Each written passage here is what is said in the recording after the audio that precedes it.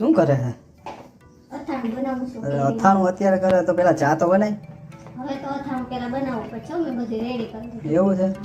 હા, કેરીનું અથાણું બનાવે? અરે વાહ, ગુડ. કેરીનું બનાવું છું. આજે છે ને નમક અને હળદરના પલાળી દીધા હતા.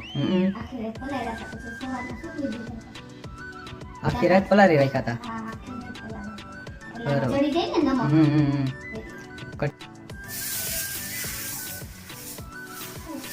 રાઈના પૂરિયા લીધા છે. હવે આપણે આમાં તીખા નાખ્યા છે વચમાં. આપણે આમાં હિંગ નાખી છે. ફેલાઈ દેવાનું છે આમ ફરતે. હળદર નાખી દીધી. નમક નાખી દેવાનું છે. બરાબર.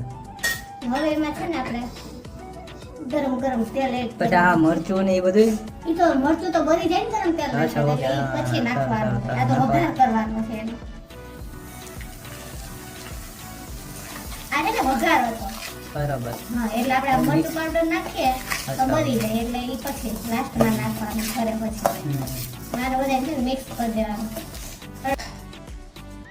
એમાં આપણે છે ને કાશ્મીરી મરચું નાખી દેવાનું છે. હા, આ કાશ્મીરી હતું ઈ મોરું હોય ને આ તીખું તીખાશ માટે. ઓકે. હવે એમાં આપણે થોડીક વરિયાળી નાખી દઈશું. પછી એમાં છે ને કેરી એડ કરી દેવાની. પછી હલાવી નાખવાનું એમાં મિક્સ કરી લેવાનું બરાબર. હવે ગોળ નો વાર. હવે એમાં ગોળ નાખી દેવાનો. હે ને 2 કિલો અથાણું હતું ને એક હે ને 1/2 કિલો ગોળ લીધેલો છે. બરાબર. એટલે બરાબર છે ને ગળ્યું ને તીખું લાગે.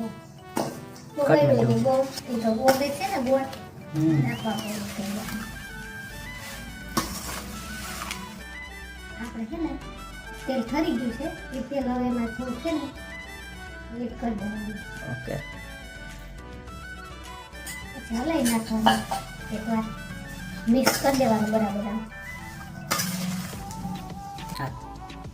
હવે આપણે મિક્સ થઈ ગયો. હવે આપણે છે ને ઢાંકી અને આમ છે ને 3-4 દિવસ માટે રહેવા દેવાનું અને વચમાં છે ને આખા દિવસમાં 2 થી 3 વાર હલાવતું રહેવાનું. આપણું અથાણું રેડી છે. પછી બોઇલિંગમાં પડી જાય.